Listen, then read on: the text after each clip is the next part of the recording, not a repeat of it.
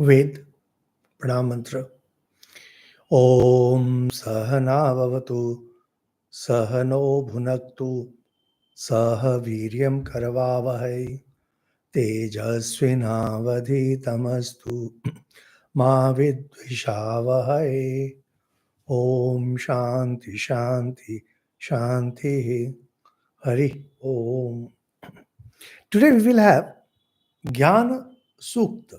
That means importance of knowledge. And as we proceed, you will see the importance of knowledge over information. That is, idea versus words. This is a very interesting concept and very interesting thing that we get here in the Vedas.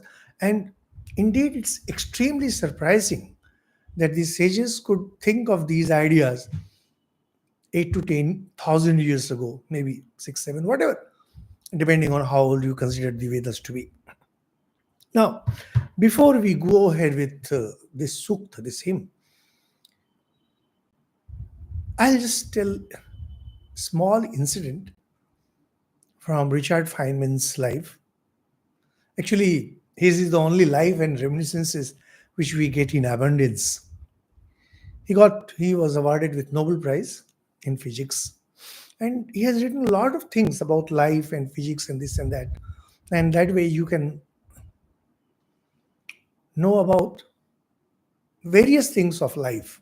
So wonderful. So he was fascinated by Brazil and he visited that country many times. And once he was there, the education department, that is science technology, I don't remember the details because I read about it more than 30 years ago. So they requested him to give a report on how he finds the higher science studies in Brazil. So he studied and he was there for 3 months or 6 months or something like that. And then he was to present his report. And before he said that, is he free to tell whatever he feels like, whatever he feels that truth to be? And he was permitted. And all the important people connected with this education system were present in the audience. When he began his idea was that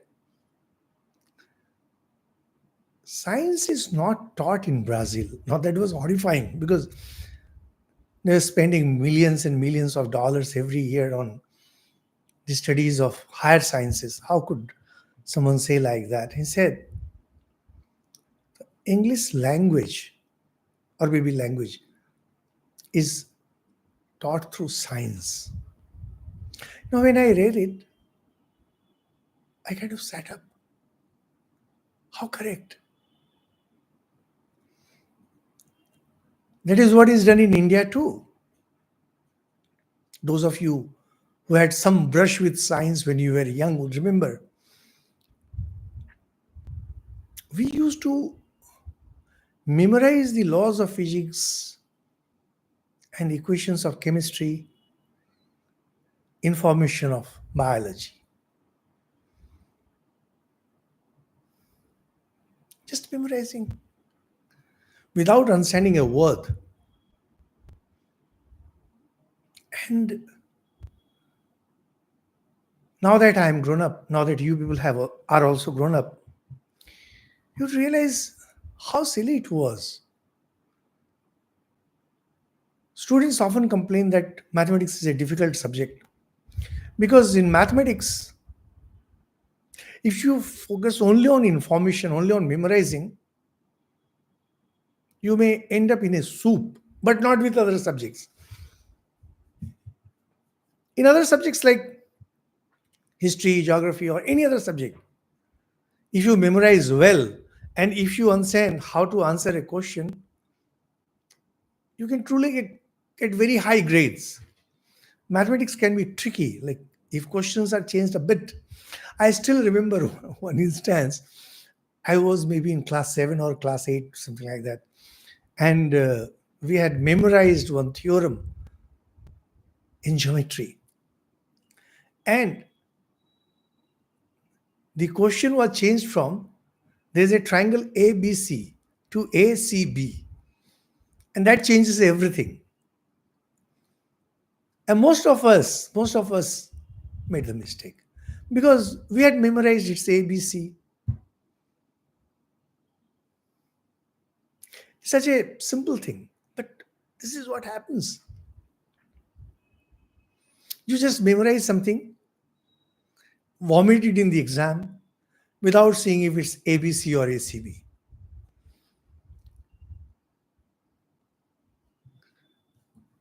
Why? Where lies the problem? Whenever we read something, whenever we come across something or you are listening to it, you'll see that there are two things involved. As the Bible says, letter and spirit. Letter killeth. The problem is we go by the letter. In law also, sometimes our Supreme Court, particularly Supreme Court, passes a judgment where it says the learned judge of High Court or Trial Court did not apply their mind. I love it. Dear honorable judges, if you did not apply your mind, how do you expect a common man to apply their mind? That means you go by letter and not by the spirit. Reason is, if you want to convey an idea, whatever an idea that might be, if you want to convey an idea, you need words. So words are like a carriage that carries the ideas around. And we often forget that words are mere carriages. The real thing is in the thing that is being transported. Maybe we are taught these things. Maybe if you look back, you might remember some teacher telling you, try to understand the subject.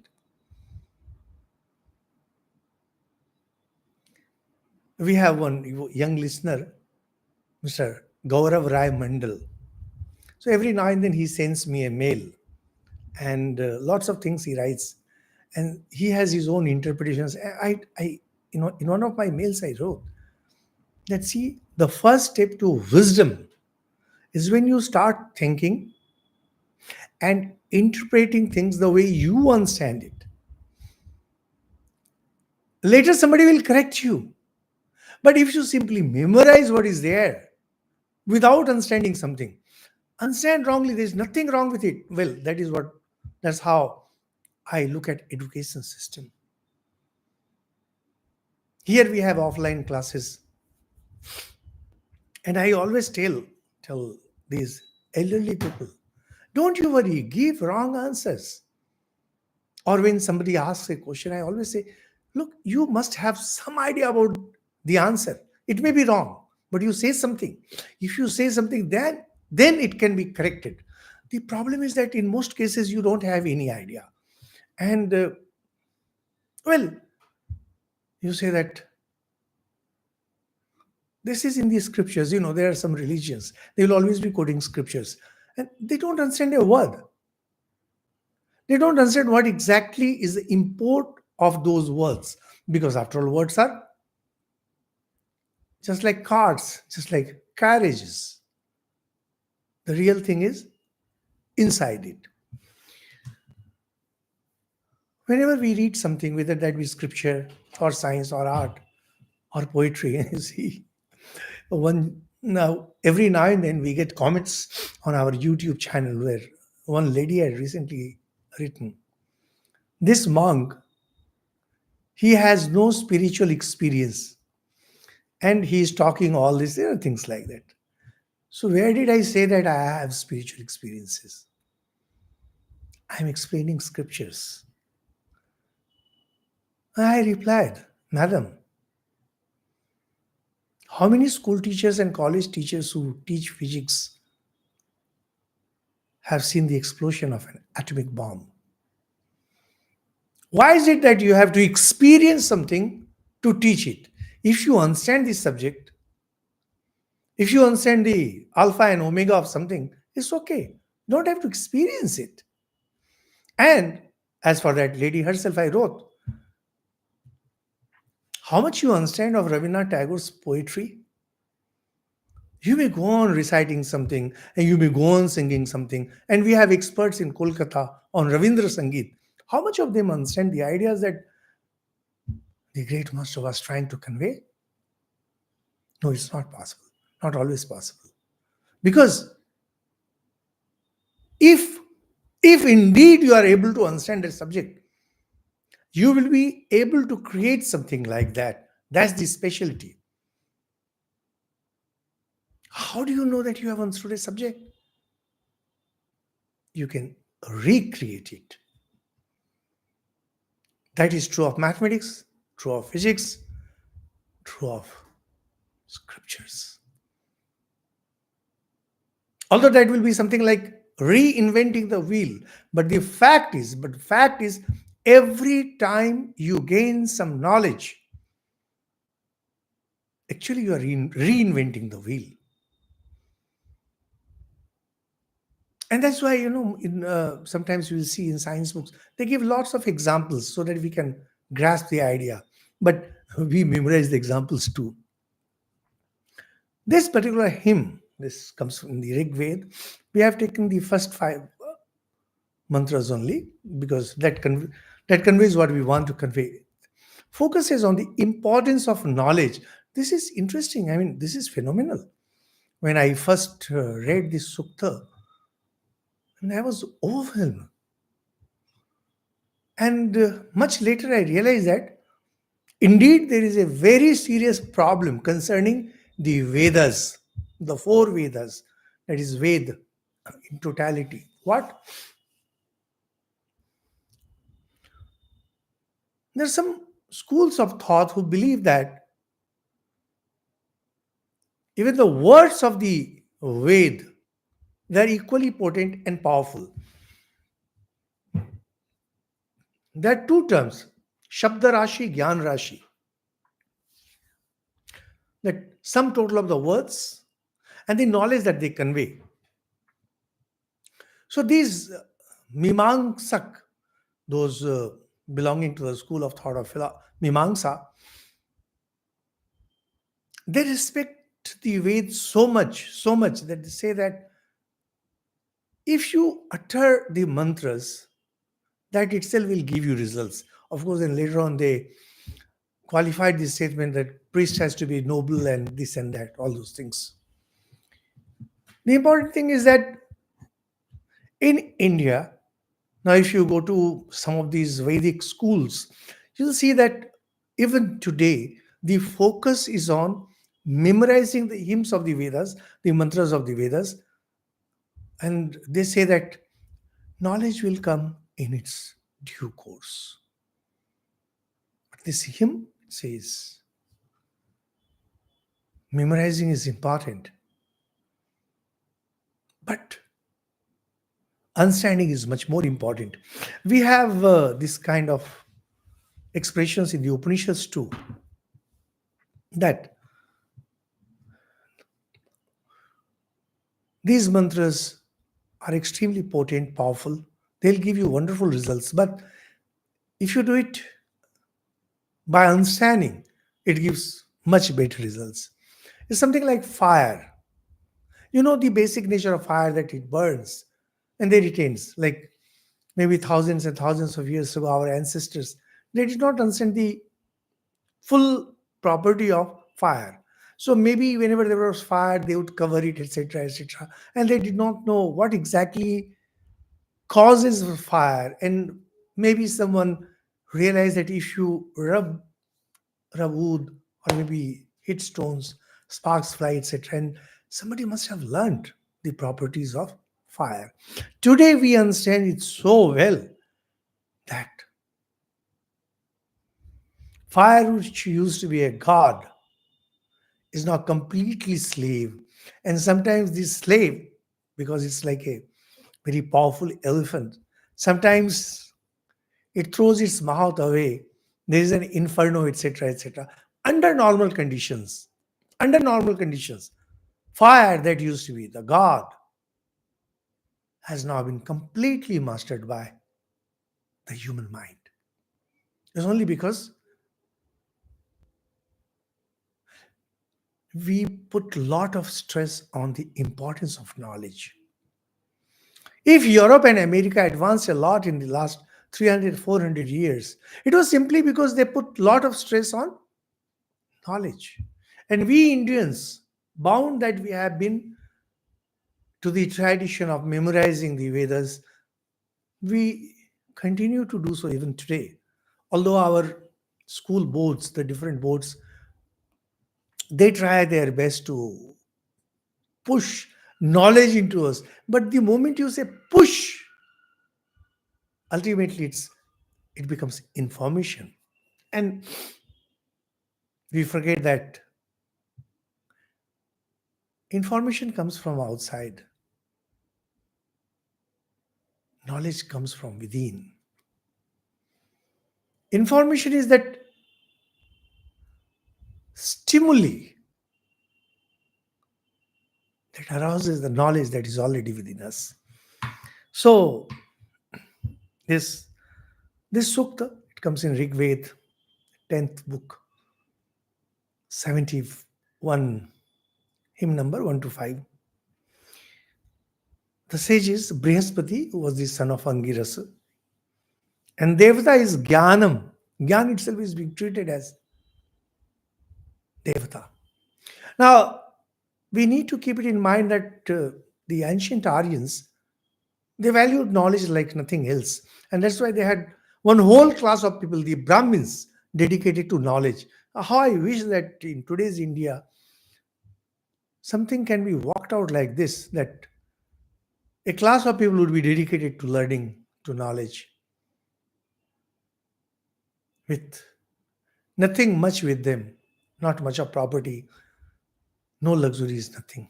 It's so difficult. First mantra says, Brihaspate, Prathamam Vacho Agram Yat Prerat Nam Dheyam Dadhana Yadesham Seshtam Yadaripram Asit Prena Tadesham Nitam Guhavihi. We are explaining these from the book Veda Vihangam. We have mentioned it many times. And this hymn is so cute, so wonderful. As you proceed with the mantras, and towards the end, you realize that a yajna is being performed somewhere. And there we have the sage Brihaspati, who was the son of Angiras. Highly respected sage Brihaspati. And he's kind of thinking over things. It's an assemblage of the priests. A large number of Brahmins are there. Some of them have been selected to perform this yajna. And probably they will be getting a lot of dakshina, which was very important because Brahmins were as poor as anyone else in the society. And that's why those who were rich and the kings, they used to hold different kind of yajnas in some kind of assembly. And the learned ones used to be gifted with, not wealth, wealth is not the right word, but money, some money, much more than dakshina. He is looking at companions, those who are his friends, and also those who do not belong to his class. The Brahmins are presented, the priests. And he's musing at the fact that there are Brahmins who are reciting the Ved. How? From their memory, because that was the custom. Even today, if you take a book and recite from there, you will not be accepted as a Vedic scholar. Vedic scholar means that you have to recite it from the memory. He says, how far some of them have, how far they have come from the times that they first started speaking and giving names to people and objects. This Namdheyam, this is a very interesting word in the Ved. Namdheyam,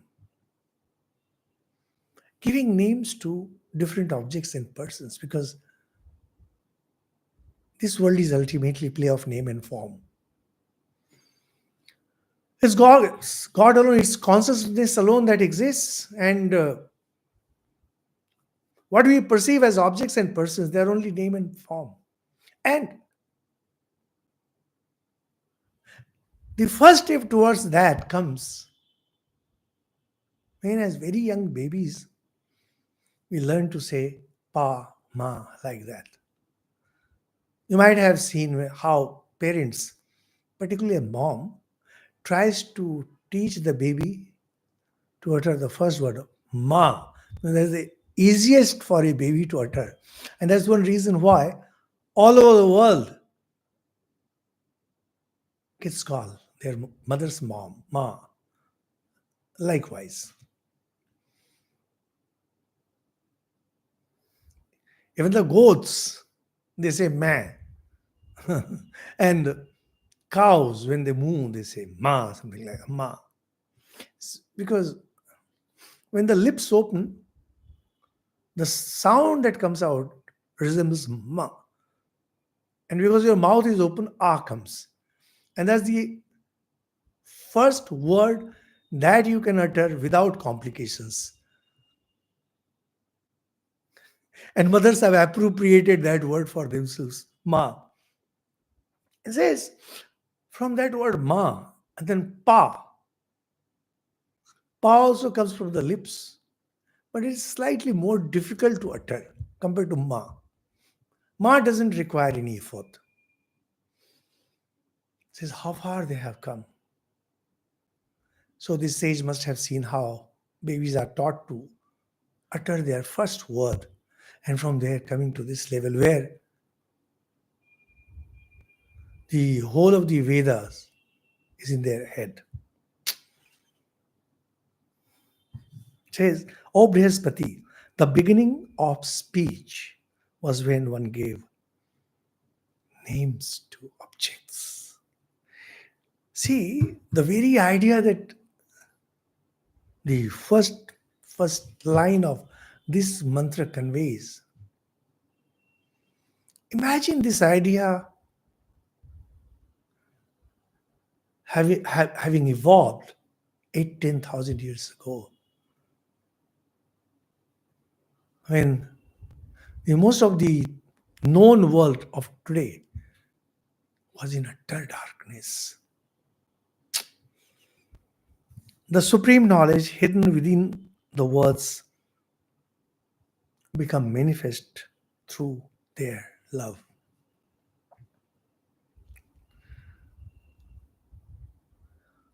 The sage adds that the first step towards knowledge was when a name was given to an object, in this case, say, mother. And then this knowledge, which was all along hidden in their hearts. So this idea that all knowledge is within us comes in the Vedas itself. And it got manifested. How did it get manifest? Through their love for it. You can know a subject only if you love it. If you don't love it, you don't know it. You know a person well only if you love that person. If you don't love that person, you don't know it. When I was a young monk, because of the tremendous amount of energy that I had within me, I used to join every assembly. Assembly means wherever 2-3 monks were there, sitting and gossiping, talking about this person. this center had this thing happened in this center, and that thing happened to that monk. I loved. And I was one of the persons who knew things at the earliest. And today the joke about me is, if I knows about something, it means everybody else knows. I've totally lost any interest in these mundane things. And just to make sure that my mind does not become dull, I do read this internet news, what's happening in the country, in the state, in the world. But that's not for seeking information. It is just to give my mind little rest. That means my love for juicy things in life completely dried up. And if it's dried up, I won't even know. You will know only that subject which you love. And as you work harder and harder towards gaining knowledge of that subject, say in mathematics, slowly your love grows. Slowly your love comes. In earlier times when marriages were arranged, it said that the newlywed, particularly the wife, she won the heart of her husband by her service. And the husband also won by his love, showering love, etc. So knowledge is within us. Labor and love, and these are linked. If you don't love it, you won't be able to labor. And if you labor on it, your love for it will increase.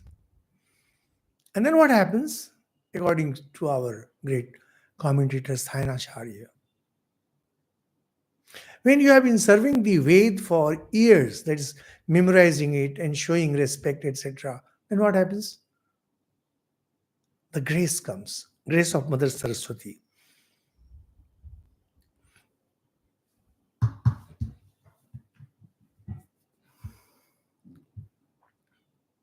That means the storehouse of knowledge that is within us, it needs a spark.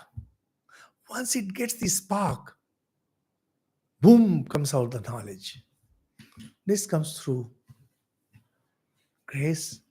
Grace requires proper labor, proper love. How? Saktumiva tuna punanto yatra dhira mansa vacham akrata. Atra sakhaya sakhyani jante bhadrai sham lakshmir nitadi vachi. Like men cleansing sattu, I have used the word sattu here. I'll explain. We know the wise use language through wisdom. Friends then realize friendship. Good fortune is then showered upon their words. So Lakshmi, this word comes in the Veda itself. Sattu is made of gram seeds. First it is soaked in water and leaving it for some hours or maybe day. You fry it and then grind it into fine powder. But the outer covering of the grams, that will be there, and that might be slightly difficult to digest. So they use a winnow fan to get that husk out. In case of knowledge also the same thing happens. A lot of things keep coming our way and most of those things are useless. And you need a very, very, very good mind to winnow the chaff away. You need the grains, you don't need the chaff. Example used is whether it is, sattu or flour, whatever it be, it's all same. To clean something, you very often use kind of winnow. In earlier times, it was a very common thing. Even today in Indian villages, it is used very commonly. And you throw the thing in the air, and the lighter things slowly move outward and maybe fly away, and the heavier things remain. So both ways, like you can have the heavier things back, you will have the heavier things back. So depending on thing that is not wanted, the whole thing is sieved like that. It says that wise cleans their language.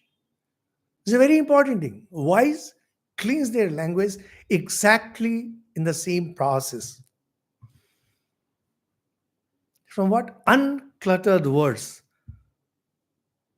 So lots of ideas keep coming, lots of words keep coming, and you know which one to keep and which one to let go. In fact, this language, Sanskrit, we have uttered many times. Sanskrit, it, meaning of it is cultured.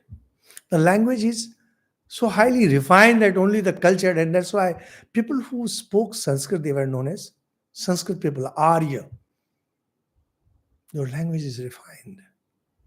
If you just listen to a person speaking maybe for 2 3 minutes, you know what kind of cultural background he has.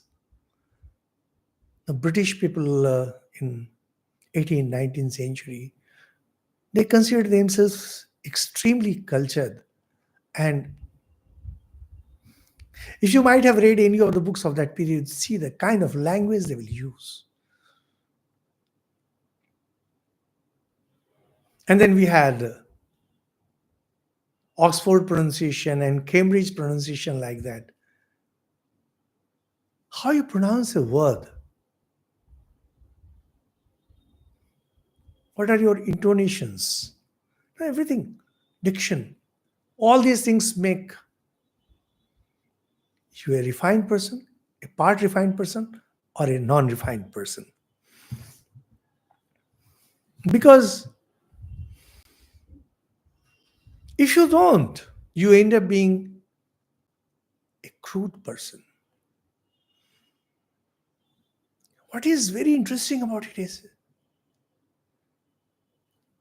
a cultured person knows another cultured person instinctively. Thakur Sri Ramakrishna used to say that a hemp smoker recognizes another hemp smoker and becomes extremely friendly with him.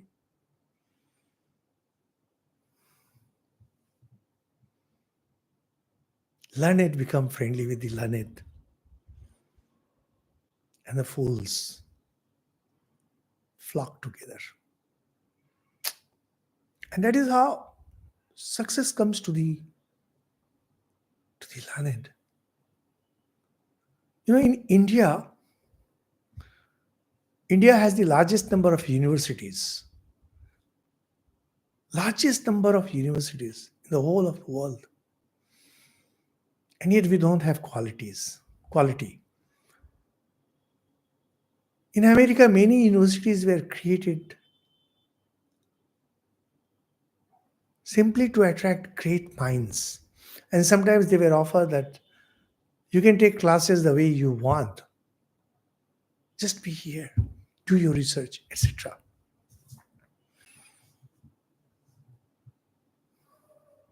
These are the people who are the cream of the world. As Jesus says, salt of the earth.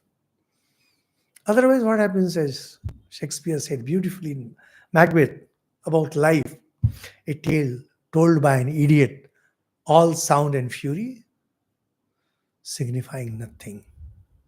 That's the problem with words. All sound and fury, signifying nothing. But no, wise people don't behave that way. They take the grain and let the shaft fly away. For them, everything changes.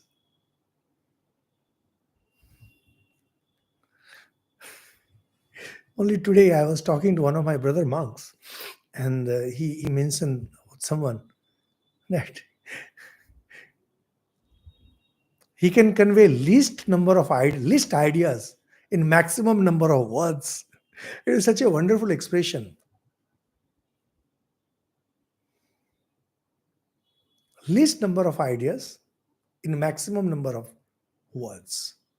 But a wise person will convey maximum ideas or maximum number of ideas, least possible words. That's the sign of wisdom. And there might be a smooth talker. He can go on talking without conveying anything. But how do I acquire that knowledge? Yagena vacha padaviyam ayan tam anu avindan rishim pravishtam tam abritya vedadhu purutra tan saptareva abhisang navante. The idea that the Ved, these were discovered by the sages. The idea being, the knowledge was always there. The universal knowledge was always there. And the sages got that knowledge through their meditation. And then this knowledge was passed on.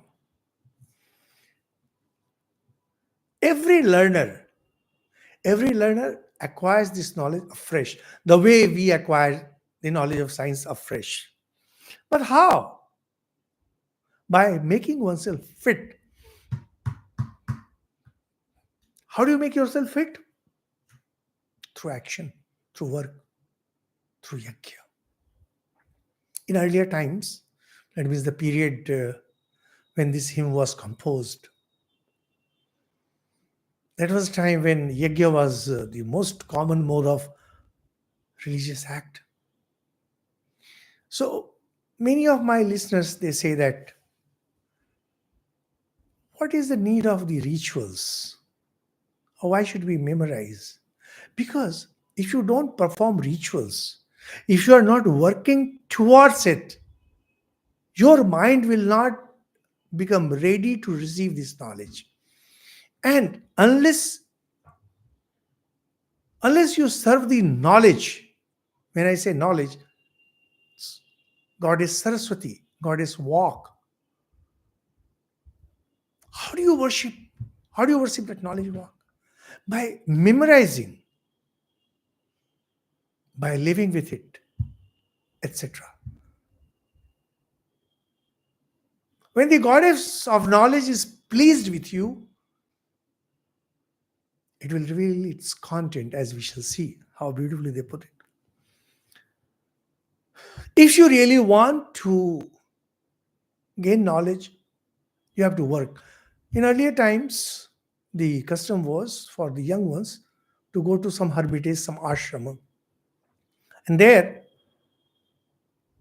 the acharya, the guru, would ask these boys to do some work, maybe in the farm or look after the cows, etc. The work could be divided.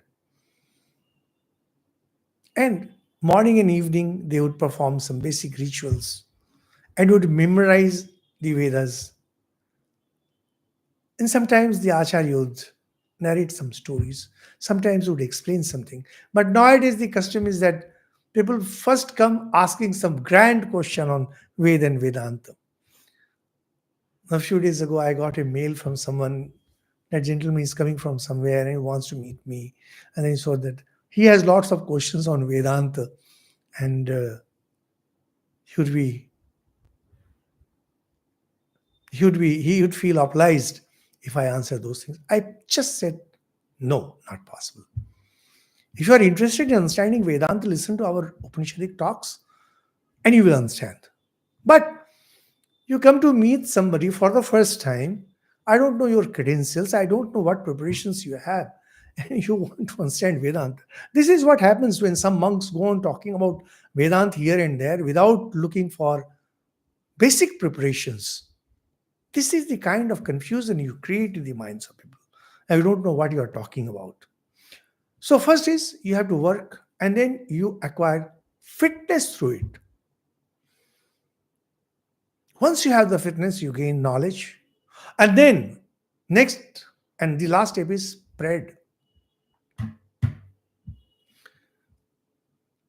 If you understand this subject, if you understand scriptures, if you understand what we are discussing, the test for it will be that you will be able to convey these ideas to others.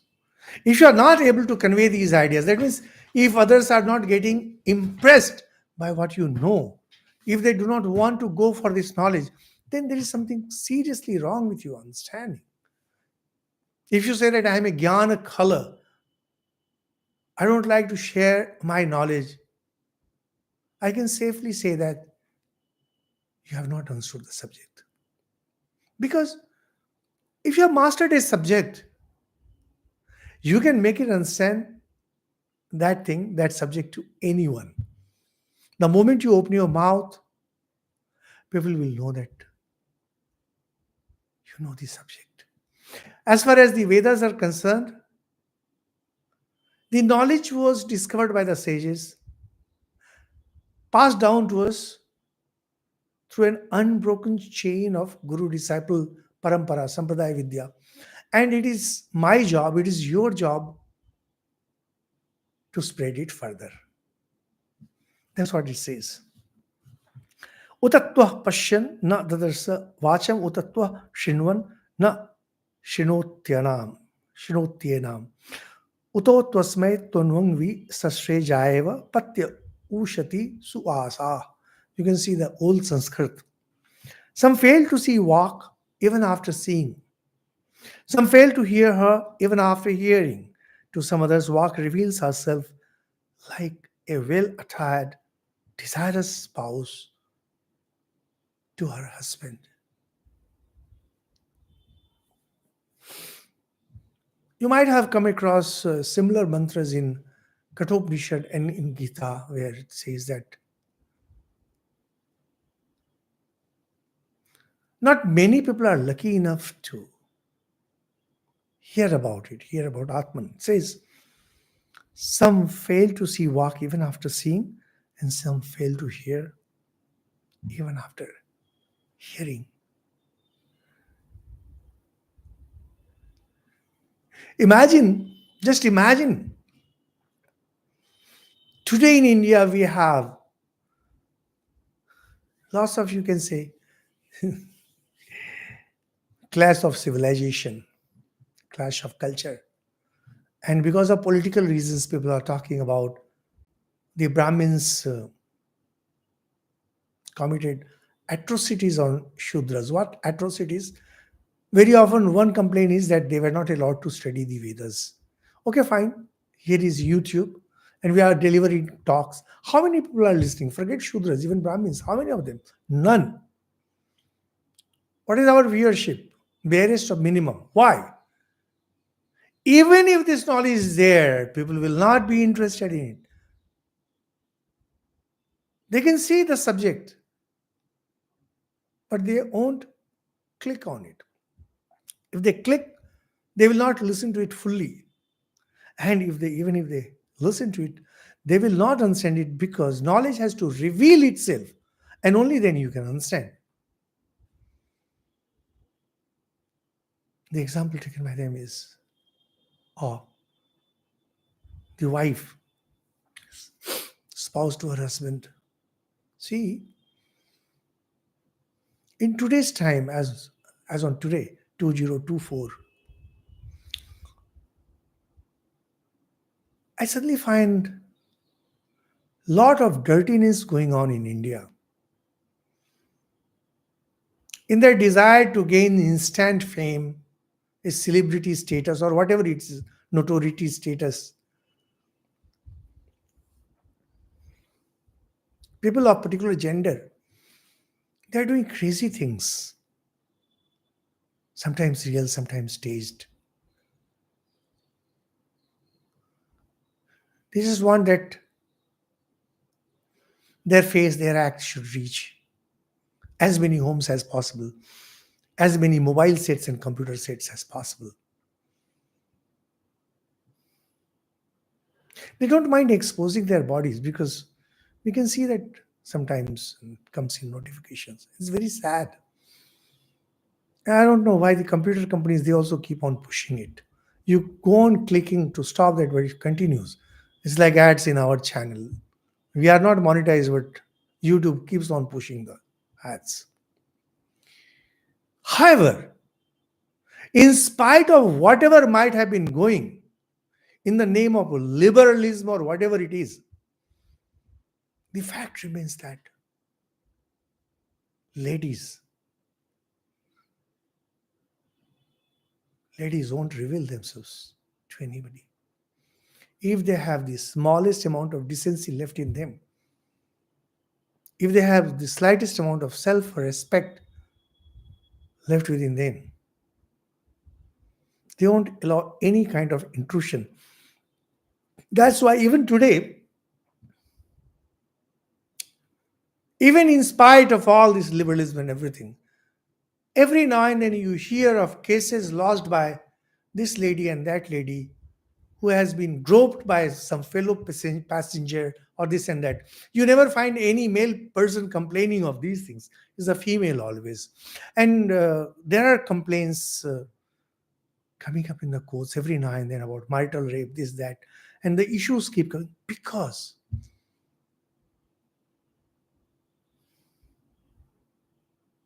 female body is simply divine. Whether or not people accept, it makes no difference. Because creation proceeds from there. The act of creation is the most important thing in this universe. Because the universe itself is a product of creation. So every kind of creation, whether it be in the form of having progeny of their own kind naturally, or creativity in the form of poetry, etc. It's the most important thing, next only to spiritual realization. And females, they won't reveal themselves to their spouse unless they're well satisfied and feel extremely and totally and completely safe with their spouse. Knowledge is exactly like that. And you'll be surprised. I was writing my book Param, and I was trying to convey this idea, Param, idea of knowledge. Surprisingly, without knowing this hymn, I came up with exactly this metaphor. You keep on wooing a lady, and then she may get pleased with you with a word or a gesture. She may express that, okay, fine, she is interested, but she will not reveal her body to you. No, not possible. Only when you are totally committed to her, totally,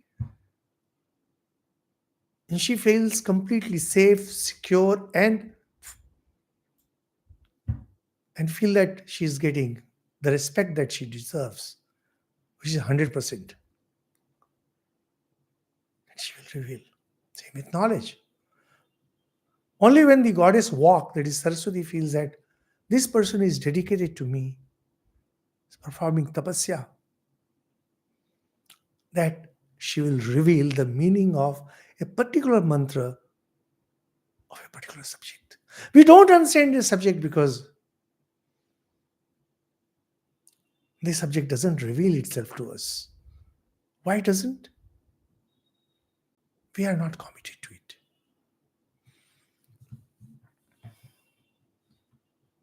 Utatvam sakhe sthirapitam ahur nainam hinvanti api vajineshu adhenva charati maye savacham shushruvam a phalam a puspam. They invite one who is friends with walk. Walk is goddess Saraswati. Who gets the respect in this society? One who is friends with What is walk? A society may be materialistic. A society may worship, may respect its warriors, but ultimately is the man of knowledge who gets the respect. There's a very funny story about this Robert Oppenheimer. He was the chief of Manhattan Project that made this atomic bomb. At times, he used to get into show off mood. So once he had organized convention of the fascists so that they can work out on some issues, and he himself went by a helicopter, and the helicopter landed in an extremely that protected area of the military or navy base it was. And naturally, the security people came running with their guns. And Oppenheimer says, I'm Robert Oppenheimer. And they were kind of wonderstruck. You're a great Oppie. See, see the importance of a person who has knowledge. Without any prior information, he could land his helicopter in the most restricted area. Gunmen came running the moment they heard who he was. Not a president, not a prime minister, just a scientist. So he took science to the level of being glamorous. Science was not as glamorous before that. So they invite us. They invite one. That means people who are performing Shakya. Sri Ramakrishna uses a beautiful example, says that whenever there is some kind of issues in a village, they send a palaki to maybe some village which is 20 miles away. And a learned person, a wise person, he might be badly lean and thin and a poor person, but a wise person. He is brought from 20 miles away to settle the affairs. Such is the importance of knowledge. And personally speaking, I'll say, I'll give anything. I'll give anything to be this friend of walk. I cannot claim such exalted position like friend of walk, even if child of Saraswati. His words never get ignored by the learned. If you are truly into it, your words will never get ignored by the learned. Whereas those who have simply memorized it, who do not understand it, another wanders with an illusion that is barren, bearing speech that's without fruit, without flowers. Like there are some trees. I remember when I was a kid growing up in a village, I saw some trees who rarely had any flowers and definitely no fruits. And sometimes they had flowers but no fruits. And I used to wonder why they planted. Much later, I realized that, okay, fine. Some of them have some value as far as this woodness is concerned. That means they're very good for furniture, etc. But sometimes they're just useless things. The idea is that if you go all out only for information, you'll be like one of these barren trees which produces no flower, no fruit. But if you labor hard, perform yajna, and you're totally committed to it, and there is grace of Saraswati, then the knowledge manifests itself in you. You become a learned person. You get respect. And your words will not be ignored, even by the learned. What to say of ordinary people? Same thing happens in case of teachers too. There are teachers who teach you mere words. There are teachers who convey the ideas. There's a famous saying, there's never a bad student. There's only a bad teacher. So we selected these 5 mantras from this hymn, and I hope I succeeded in conveying what they want to convey. And slowly we are moving towards the end of our selections, and this should give you a fair idea about what the Vedas are, and maybe you might get interested in knowing more about the Vedas, and that we will consider our success. Thank you so much. Om Shanti Shanti Shanti. Hari Om Tat Sat. Sri Ram Krishna Arpanam.